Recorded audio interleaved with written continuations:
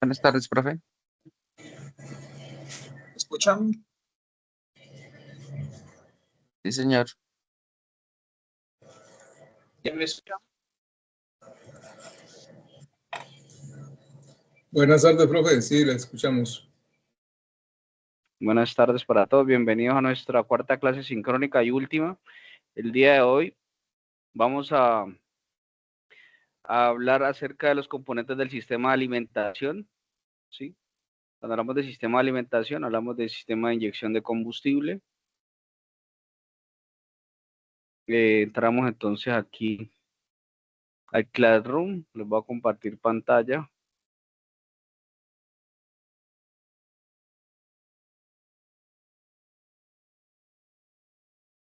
Bueno, ahí les estoy compartiendo pantalla de Google. Aquí en Google vamos a buscar el Classroom, las opciones de Gmail, de Google. Y entramos al curso mantenimiento de sistema de inyección a gasolina. Vamos al trabajo en clase, vamos a los componentes. Dentro de los componentes y dentro de los materiales que les dejé la cuarta sesión, les dejé un diagrama para interpretación pues de lo que son planos eléctricos del sistema de alimentación de combustible. Les dejé un taller, el taller de componentes del sistema de alimentación, y la idea es que ustedes complementen los espacios en blanco de acuerdo a la clase del día de hoy, de acuerdo al material de estudio y lo que hemos visto hasta el momento. Y un resumen visual de la sesión sincrónica. ¿Qué quiere decir? Que además de que vamos a realizar un resumen escrito, también lo vamos a apoyar con imágenes. O sea, no solamente son imágenes, sino que también lo vamos a apoyar con imágenes de la sesión del día de hoy, ¿sí? Se pueden usar imágenes que se mostraron durante la presentación, pero también las puede buscar en internet, ¿sí? No hay ningún problema. Lo importante cuando usted siempre va a tomar imágenes de la web, siempre hay que dejar una cibergrafía, o sea, de dónde tomó la imagen, porque las imágenes tienen derecho de autor algunas. Entonces sí es importante tener eso en cuenta.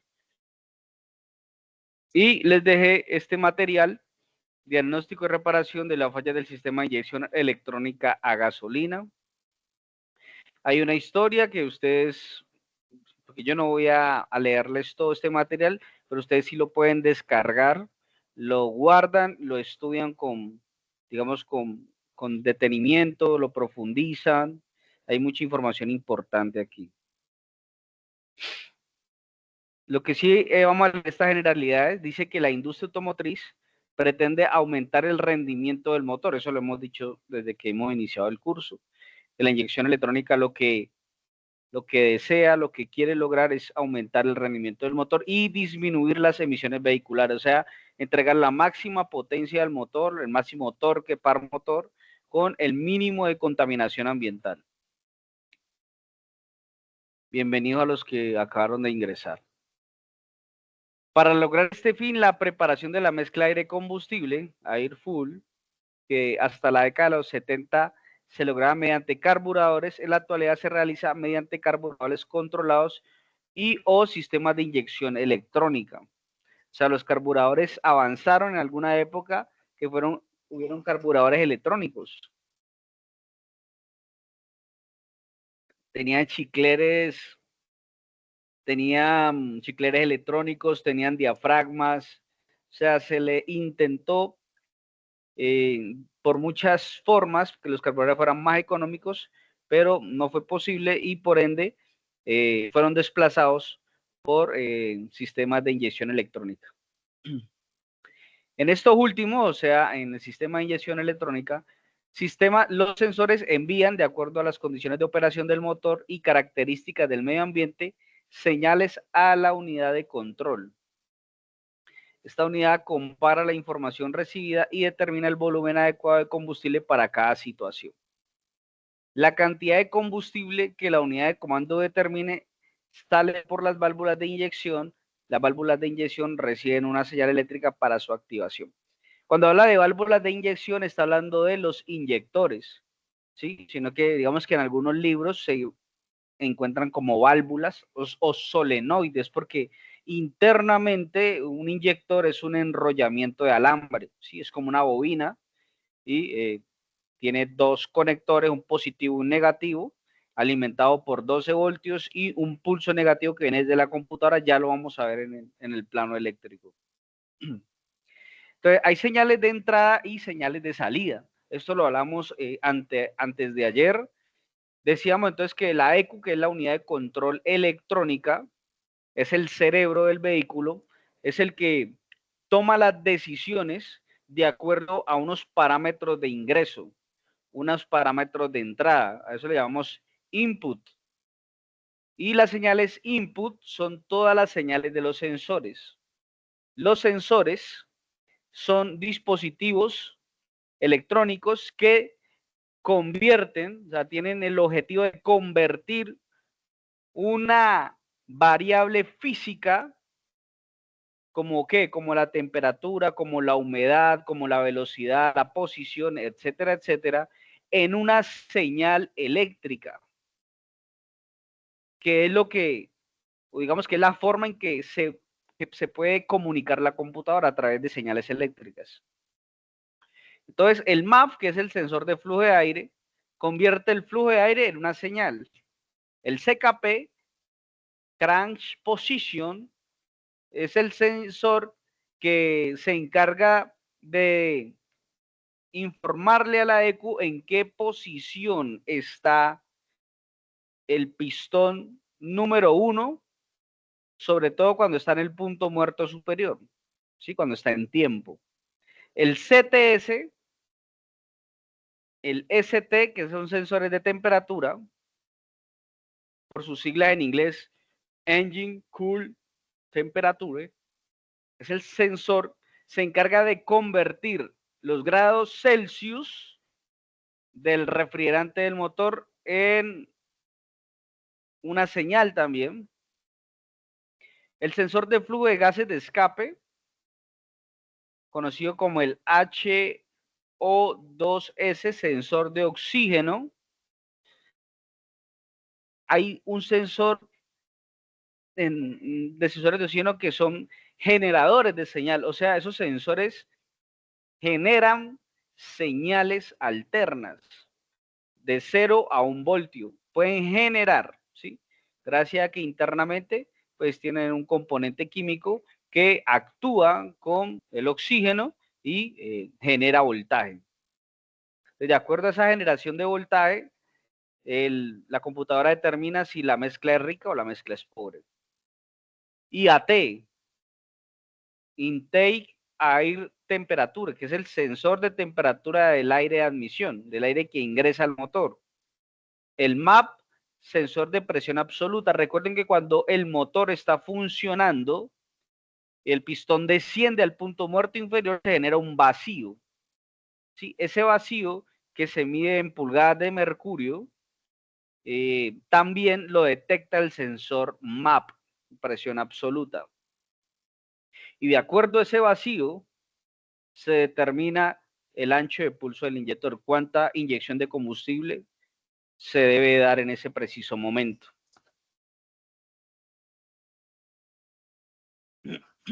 TPS, sensor de la posición de la mariposa de aceleración. Torque Position Sensor. Este sensor es el encargado de informar a la computadora en qué posición está la moneda, ¿sí? El cuerpo de aceleración, para determinar también el ancho de pulso de inyección. El BSS, Speed Sensor Velocity,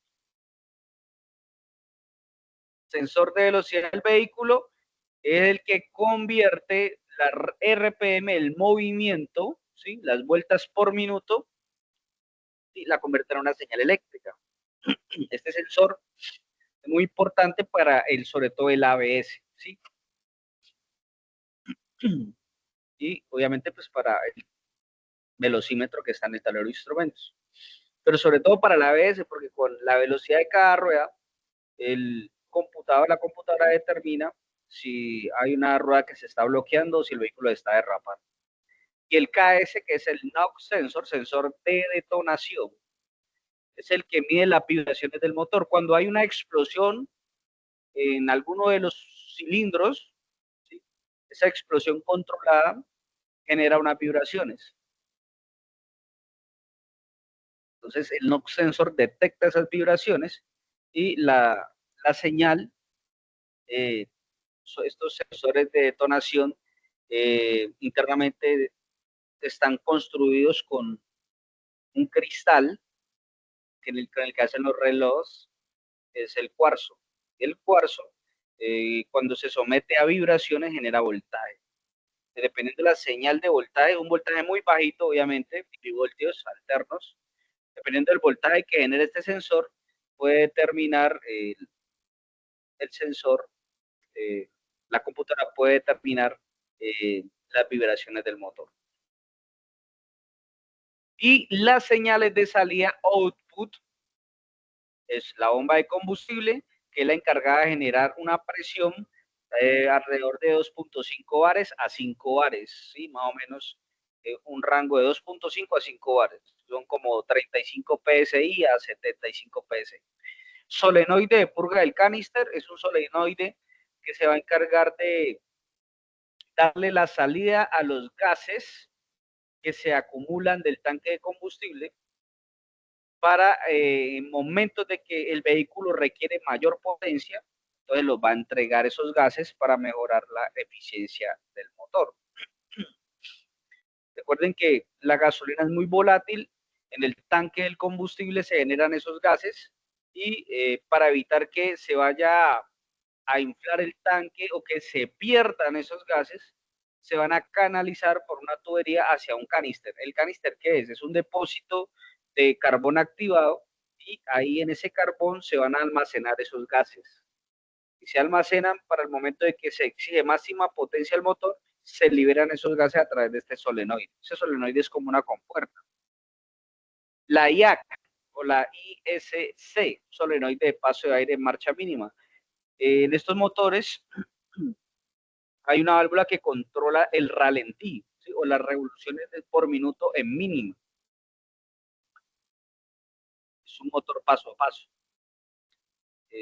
Normalmente cuando el motor es inestable en mínima es porque esta válvula está sucia, ¿sí? O de pronto ya está defectuosa.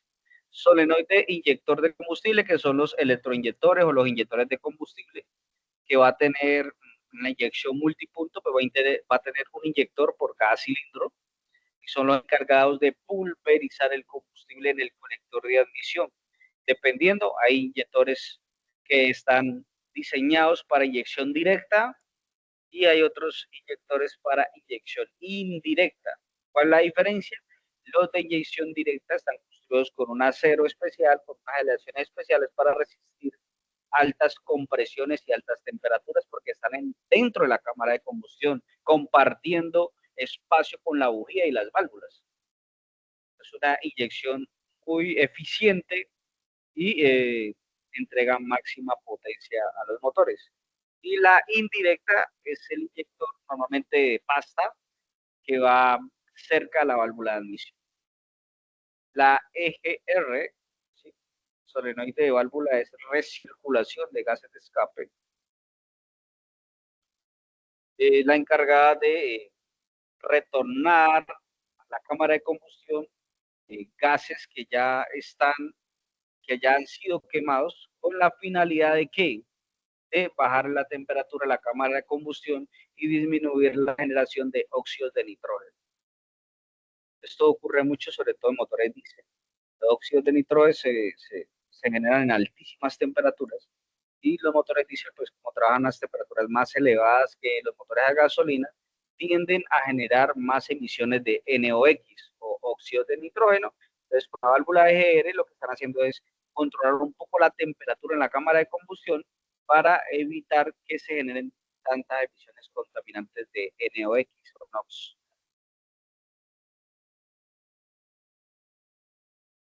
Módulo de encendido, bobinas, que son las encargadas de generar alto voltaje, el arco, ¿sí? En el electrodo de la bujía para quemar la mezcla aire-combustible. Entonces, pues, estos son, a grosso modo, el diagrama de control en un sistema de inyección electrónica, ¿sí? Como los sensores más importantes, más utilizados y los actuadores. Sensores y actuadores. Diferencia entre sensor y actuador. El sensor convierte una magnitud física en una señal eléctrica. El actuador recibe órdenes. ¿De quién recibe órdenes? De la computadora.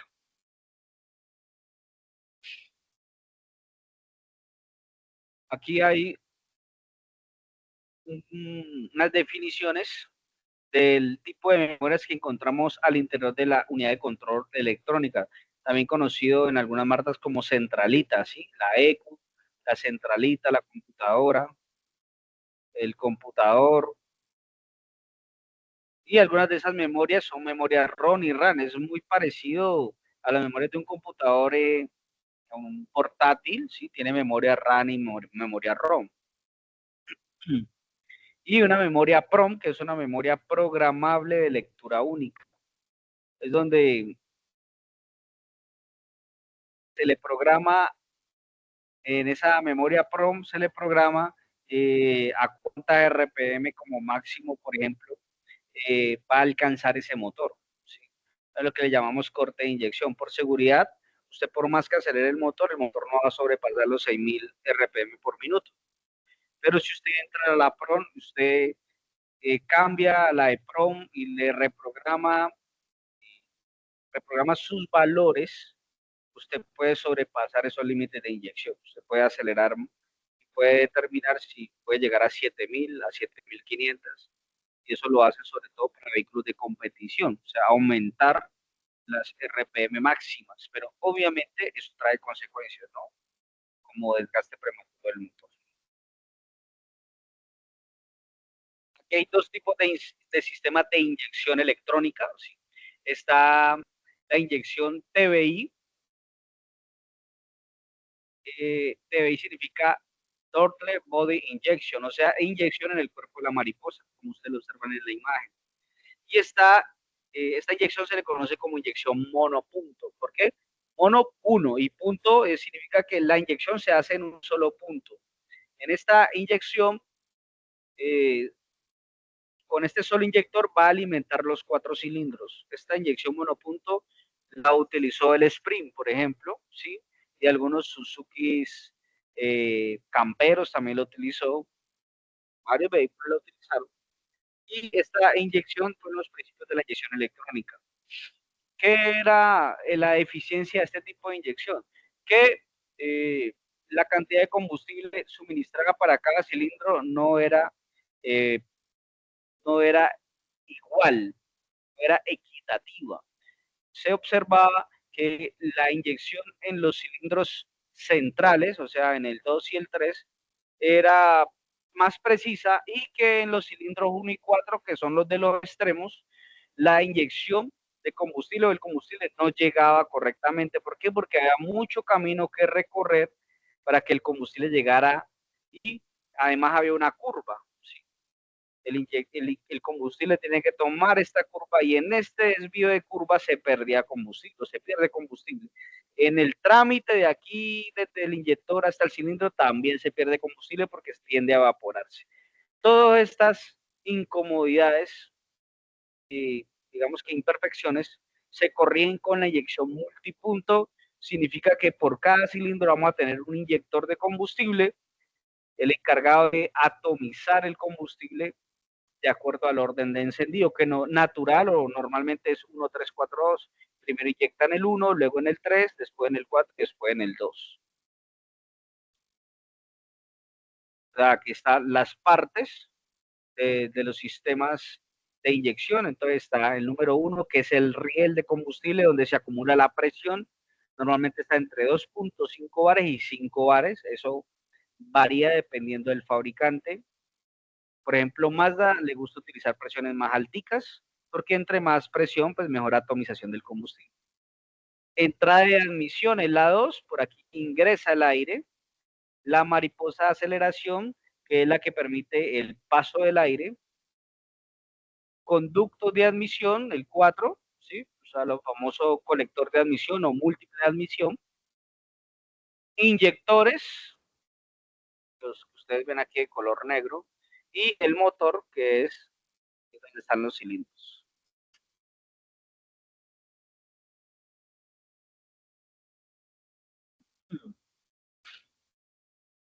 Entonces, el sistema de combustible tiene unos componentes, ¿cierto? Ese principal componente que es el encargado de generar la presión y el caudal es la bomba de combustible, ¿sí? La bomba de combustible, por un lado, aspira el combustible y por el otro lado, genera la presión. ¿Qué va a necesitar? Va a necesitar dos conexiones, un positivo y un negativo. Positivo, o sea que o digamos que este actuador, ya vimos que era un actuador, va a trabajar con 12 voltios. Y esos 12 voltios van a encargar de generar que este motor funcione y empiece a succionar el combustible para generar la presión ideal. Aquí dice que está alrededor de 40 a 45 PSI, ¿sí? En motores de inyección multipunto.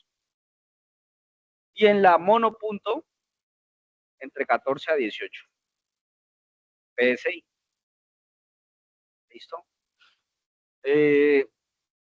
Esta bomba, ¿dónde la va a ir ubicado? Normalmente, hoy en día, todas estas bombas van ubicadas en el tanque de combustible. Al interior del tanque de combustible, ahí es un lugar perfecto. ¿Por qué? Porque al estar sumergida en el combustible mismo le ayuda a estar refrigerada y al estar inmersa, ¿sí?, sumergida, se van a evitar que haya burbujas en el sistema, o sea que se genere pérdidas de presión debido a que como está sumergida siempre va a tener combustible. Sería el circuito eléctrico de la bomba de combustible, ¿sí? Entonces, como ustedes observan, está controlado por la computadora, ¿sí? La computadora controla en qué momento se va a prender, en qué momento se prende la bomba de combustible, ¿sí? Y lo controla a través de un relevador. Ustedes observan aquí, hay un relevador. Después de que el relevador tiene una bobina internamente, se alimenta el relevador. El interruptor está la llave. Cuando usted abre el switch, alimenta esta bobina que está aquí. Siempre va a tener una masa de la computadora y le va, le va a faltar siempre el positivo. Entonces el positivo se va a activar es cuando usted abre la llave. Al abrir la llave, aquí en este relevador, en este relay o relevador o relé, se va a generar un campo magnético porque esto es una bobina. Al generar el campo magnético, enclava este contacto, o sea que va a permitir continuidad, ¿sí? Va a permitir continuidad y me va a energizar el motor o la bomba de combustible. Y obviamente va a estar protegido por un fusible en caso tal de que este motor eléctrico entre en corto, en algún momento va a fallar, porque los motores eléctricos no son eternos, en algún momento va a fallar. Entonces, para evitar un cortocircuito, entonces se va a reventar este fusible, para evitar un daño, digamos, en el cableado, en el arnés o en otro componente, se abre el fusible para proteger el circuito eléctrico.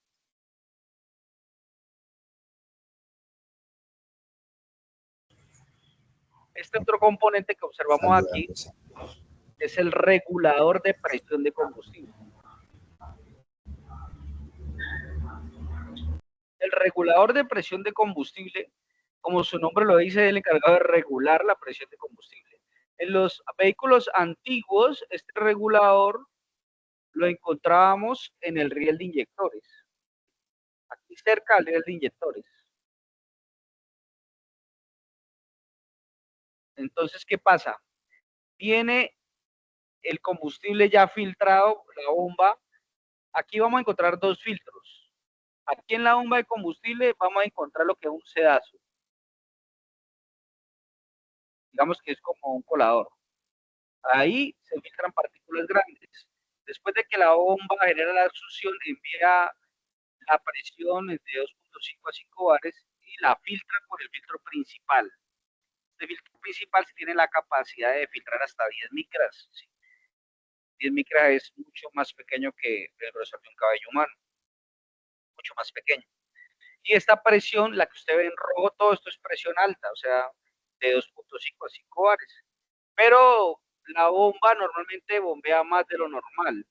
Entonces necesita un regulador para que mantenga esa presión estable, para que no se vaya a sobrepasar ni tampoco vaya a haber menos. O sea que el regulador hace ambas cosas. No deja que se caiga la presión y no deja que se aumente mucho la presión. Cuando hay muy poca presión, el regulador mantiene cerrado. Entonces se va a acumular la presión aquí. Y cuando ya hay demasiada presión, el regulador abre y permite que se retorne el exceso de presión nuevamente hacia el tanque. Los ingenieros se dieron cuenta que cuando se retornaba todo este combustible hacia el tanque, había pérdida de combustible. ¿Por qué razón? Porque entre más distancia usted transporte el combustible, va a haber mayor porcentaje de evaporización. Porque una de las características de la gasolina es que es muy volátil, o sea, se evapora muy fácilmente. Entonces, ¿qué se diseñó? El regulador de presión ya no va a ir acá al lado de los inyectores, sino que el regulador ya está instalado dentro de la bomba. ¿Qué quiere decir? Que internamente la bomba ya regula la presión de combustible y el exceso de presión lo regula ya dentro del tanque, o sea que el retorno se hace dentro del tanque para evitar pérdidas de combustible por procesos de evaporización. Lo que nos está mostrando es el pulso del inyector. O sea, el inyector no mantiene trabajando constantemente, él mantiene un tiempo prendido arriba, un tiempo apagado, un tiempo prendido, un tiempo apagado. O sea, él trabaja en intermitencia, ¿sí? Intermitencia.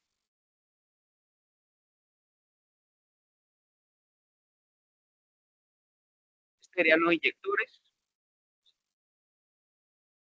Lo que está mostrando en esta imagen, la EQ, es que internamente este símbolo significa que es un transistor. Un transistor es el que va a controlar el negativo del inyector. El inyector siempre va a tener 12 voltios directos, pero él no va a funcionar hasta que la computadora a través de este transitor de potencia le ponga el negativo. Cuando ya le pone el negativo, entonces él inyecta el combustible. Así funciona. Esto es como un interruptor electrónico, ¿sí? Un transistor es como un interruptor. Él prende y apaga, o digamos que le pone la masa y le quita la masa para que él inyecte el combustible cuando le corresponda. O sea, cuando el pistón esté haciendo el proceso de admisión.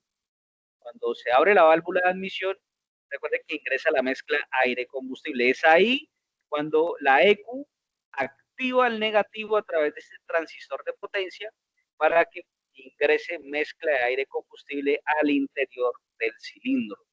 Y de ahí empieza a hacer todos sus demás fases de trabajo del ciclo de 4 tiempos: admisión, compresión, explosión y escape. ¿Cuánto tiene que marcar la resistencia de este inyector? Dice que tiene que estar entre 10 a 20 ohms. Es una forma de probar el inyector. Que el inyector tenga una resistencia entre 10 a 20 ohmios. Cuando ya le mido el voltaje, está bien, tiene 12 voltios, entonces mido la resistencia del inyector. ¿Listo?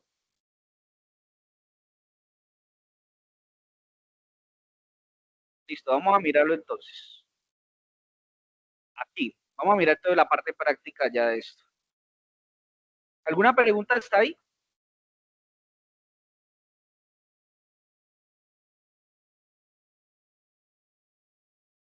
Profe, buenas tardes nuevamente.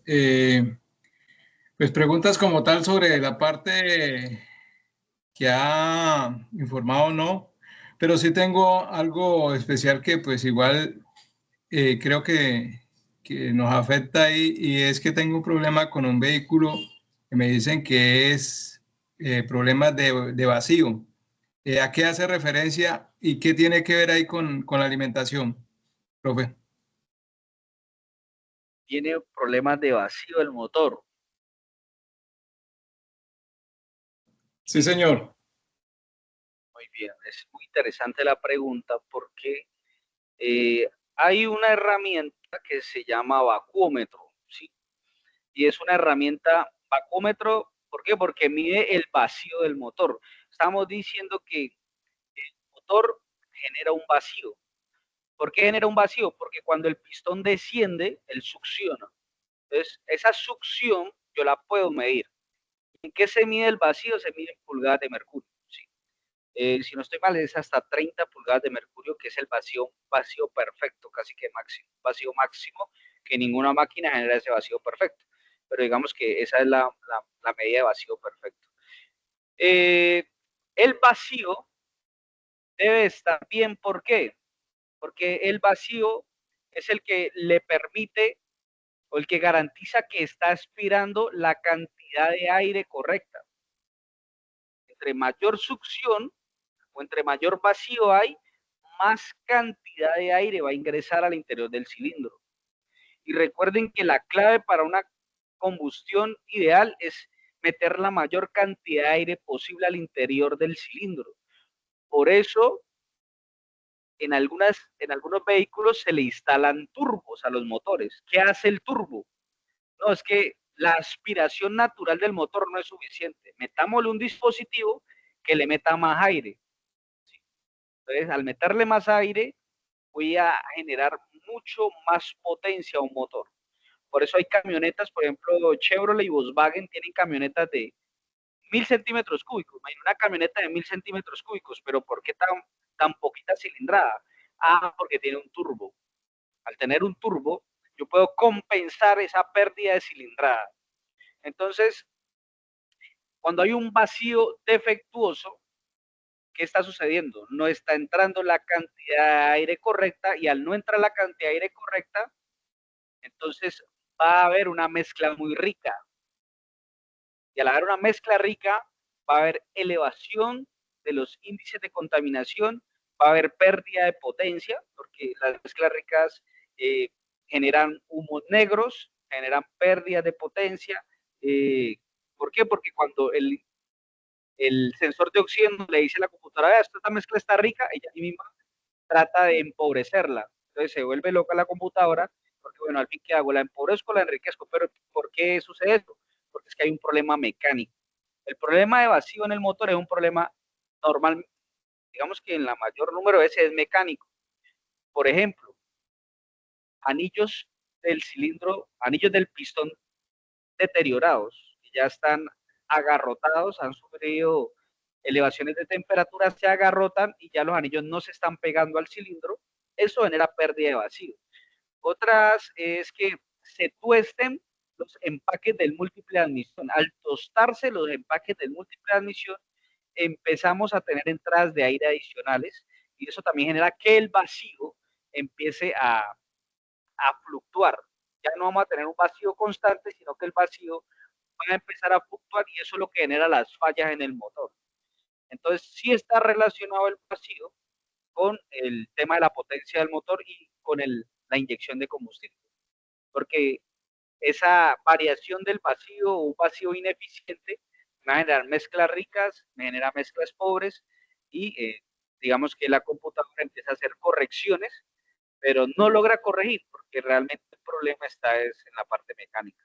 ¿Listo? Muchas gracias, profe. Sí, hasta ahí claro el tema. Ya se le tomó compresión, la compresión está bien. En el vacúometro marca alrededor de 15. 15, ¿cómo se llama? Bueno, está marcando 15. Entonces, no sé qué otra parte, aparte de los empaques del múltiple y los pistones, pues qué otra, si las válvulas ahí pueden estar afectando, profe. Eh, también afecta,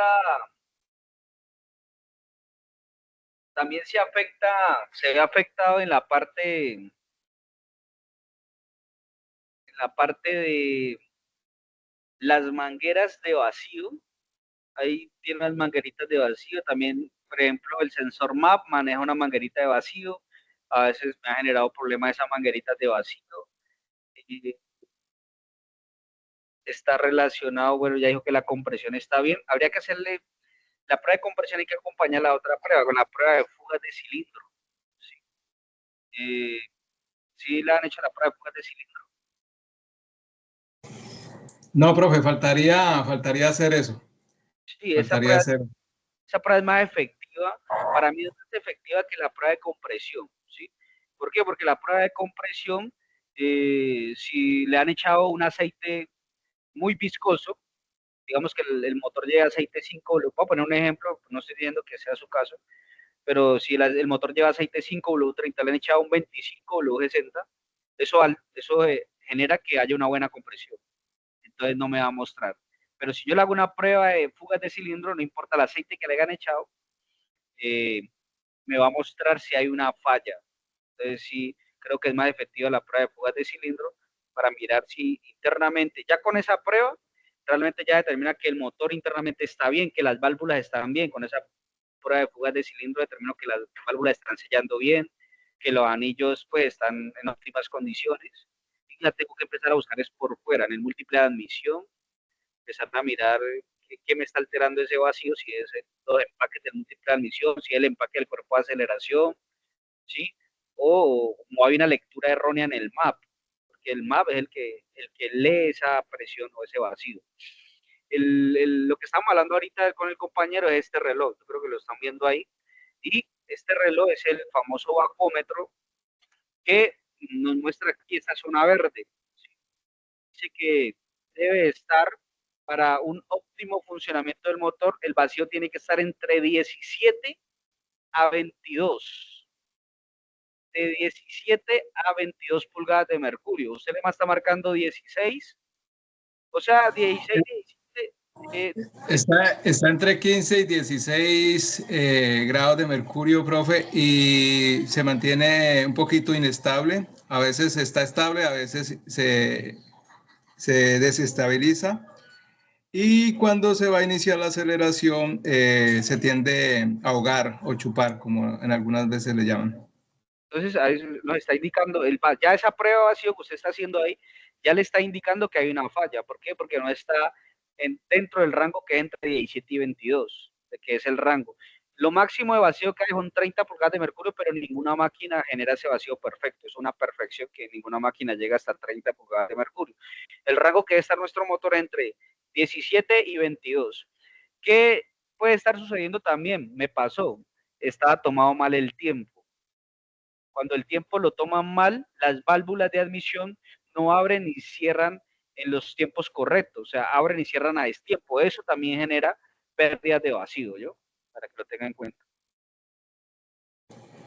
Profe, muchas gracias. Claro, hasta ahí el tema. Listo. A usted por su participación. Ya para terminar, nos quedan 15 minuticos. Voy a entrar aquí, les voy a compartir esta pantalla. Voy a escribir aquí Electud para que lo tengan en cuenta. Esto es un software gratuito que nos permite hacer pruebas en vehículos, sí, sí, por decirlo de cierta manera, pues es un simulador, una herramienta que nos permite hacer pruebas, lo que quiero mostrarles aquí. Entonces, aquí tenemos nuestro vehículo. Me corren si están viendo el vehículo, por favor. Sí, señor. Listo, muchas Sí, gracias. profe. Entonces, aquí yo saco mi tablero de instrumentos. En Estados Unidos le dicen salpicadero al tablero de instrumentos. y aquí le abro el switch, ¿sí? Ahí me prenden los testigos de check engine, el testigo de presión de aceite del motor y el testigo de batería. Estos testigos se tienen que apagar apenas yo prenda el motor. Ya prende el motor, se apagaron los testigos. Quiere decir que está cargando el alternador, que la presión de aceite está correcta y que no hay fallas de la parte del motor. Los inyectores,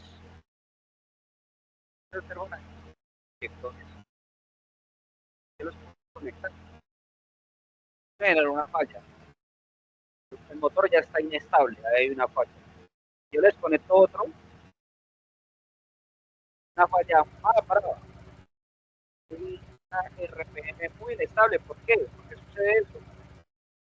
Es el ruido motor, si lo dejan escuchar mejor, si están escuchando bien.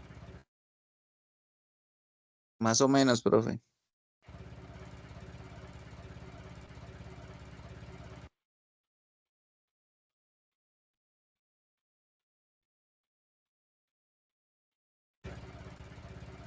¿Ahí me escuchan bien?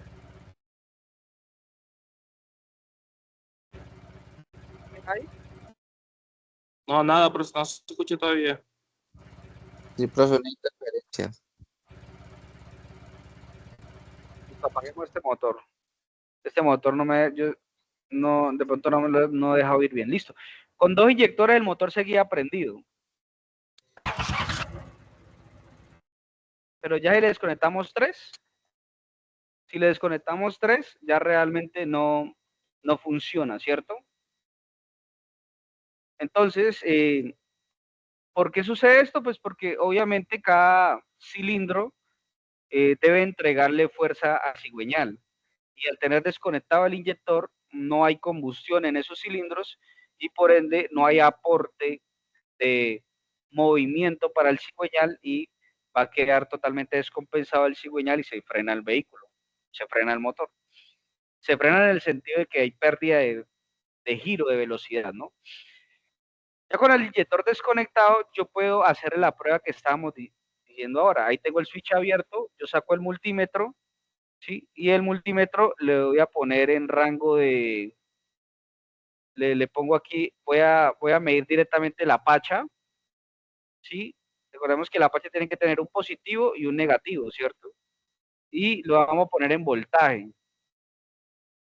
20 voltios. Ahí está en rango de voltaje directo, en rango de 20 voltios. No me marca nada. ¿Por qué? Porque recuerden que el negativo de la computadora lo pone cuando el motor está encendido. El motor ahí está apagado. Entonces, lo que vamos a hacer es que vamos a poner el negativo en la batería. ¿Sí? Y le vamos a dar como, le vamos a intentar dar como esto. Aquí, lo tenía aquí, eso. Mire, entonces ahí ya me dieron los 12 voltios. Le puse el negativo en la batería y le puse la pinza o la punta roja en el positivo, me marcó 12 voltios. Porque aquí no marca los 12 voltios directamente por lo que les dije, porque la computadora le ha quitado el negativo porque ella entiende, al no estar trabajando los sensores, digamos al sensor CKP, por ejemplo, o el de RPM no le está diciendo que el motor está prendido, entonces no está activando el inyector. Pero sí tiene el positivo directo, que lo vemos ahí. Ahí tiene el positivo directo, 12 voltios. Esa es una de las pruebas que nosotros le hacemos a los inyectores, medir el voltaje. Y lo puedo hacer en cada uno de los inyectores. En el inyector 2, en el inyector 3 y en el inyector 4. Listo. Y cuando ya le hago esta prueba al arnés, porque aquí le estoy dando prueba al arnés eléctrico, ¿sí? Al cableado eléctrico, también le hago la prueba al inyector. Y dice el material de estudio que debe estar la resistencia del inyector entre 10 y 20 ohmios. Entonces vamos a ponerlo en el rango de ohmiajes. Lo ponemos en 200 ohmios y me marca 16 ohmios. Sí, o sea, está dentro del rango. La idea es que yo compare el ohmiaje con los demás inyectores. ¿Por qué? Porque es que hay inyectores que marcan 10 ohmios y están buenos. Otros pueden marcar 19 ohmios y están buenos. Lo que sí no va a haber una diferencia abismal entre un inyector del mismo vehículo. O sea, que yo aquí mida y diga 11 ohmios y voy y mido otro y me marque 19, aunque parezca que está en el rango del material de estudio, ya es un rango muy abismal dentro del mismo tipo de inyectores. No sé si me hago entender. ¿Por qué? Porque hay inyectores más grandes y hay inyectores más pequeños. Entre más grande es el inyector, pues va a tener más enrollamiento de cable, un embobinado más robusto, y eso me va a marcar una mayor resistencia. Entonces, lo que yo tengo que hacer la comparativa es entre los mismos inyectores del vehículo. Aquí me marca también 16 ohmios. Y la idea es que todos tengan el ohmiaje muy cercano a lo real.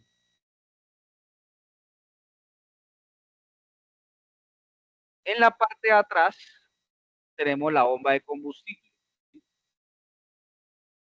Igual pasa con la bomba de combustible. La bomba de combustible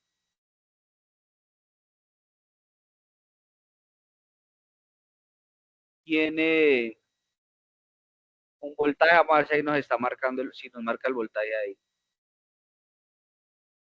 Ponemos en 20 voltios y conectamos. Ahí no nos está marcando nada.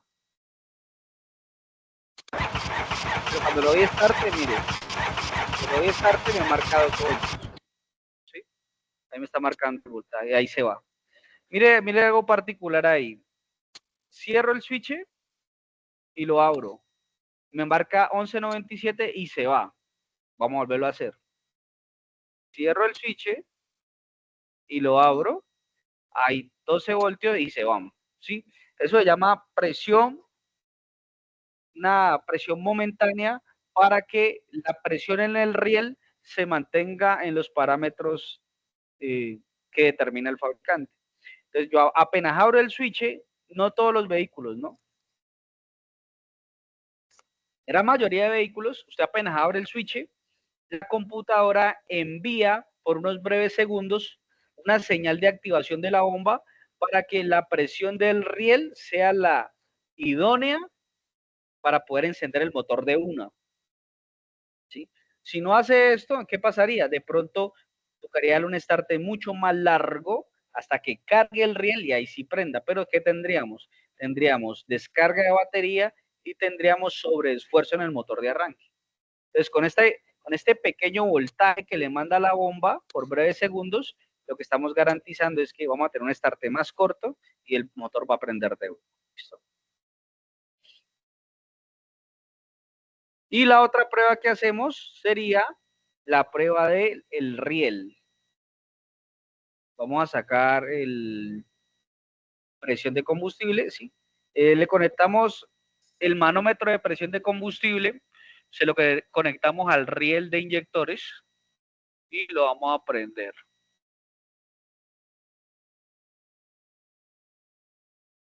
Vamos a cerrar el switch y lo abrimos.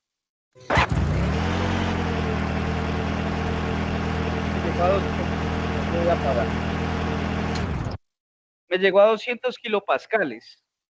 Vamos a ir acá y vamos a pasar 200 kilopascales a bares. Dice que son 2 bares. Cada bar son 15 PSI, o sea que estamos en 30 PSI, ¿sí? 200 kilopascales son 2 bares o aproximadamente 30 PSI. En el material nos decía que era más o menos 35, ¿cierto? 35, 40 PSI.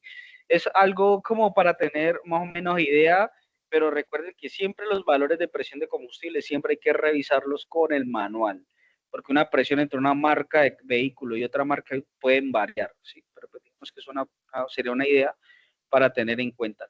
La presión se tiene que mantener ahí, ¿sí? Esa es otra prueba. Usted llega y apaga el vehículo y la presión se tiene que mantener ahí. Si la presión se cae, podemos tener problemas en el regulador de presión.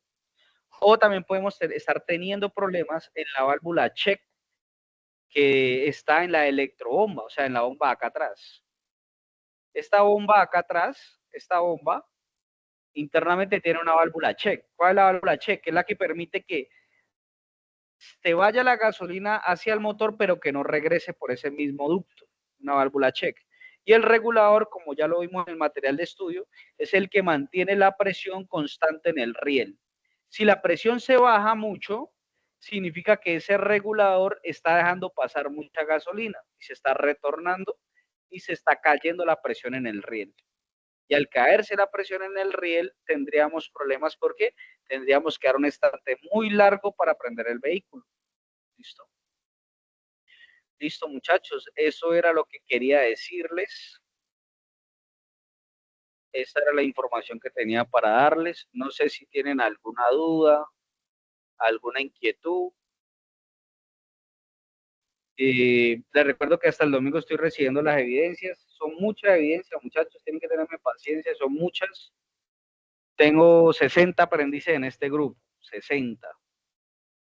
Y no solamente tengo ¿no? En Sajuna tengo 3 grupos más, entonces son muchas evidencias, así que les pido paciencia, pero pues cumplan con lo de ustedes. ¿Lo de ustedes qué es? Las evidencias de la semana pasada todas están montadas, entonces por favor presenten sus evidencias, que yo estoy en el proceso de calificación. Bueno, entonces voy a mirar aquí si en el chat dejaron alguna pregunta, ¿no? No hay ninguna pregunta. Ninguna pregunta, entonces muchísimas gracias por su atención, damas y caballeros, que tengan una excelente tarde y ya les mando la asistencia para que la diligencien, por favor. ¿Listo? Gracias por su atención y bendiciones para todos. Igualmente, Gracias, profe. buenas tardes, Bendiciones. profesor. Gracias, profe. Amén. Gracias a ustedes por su tiempo.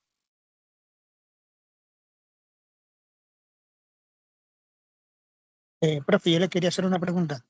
¿No va a dictar otro curso por ahora, después de este? Les voy a mandar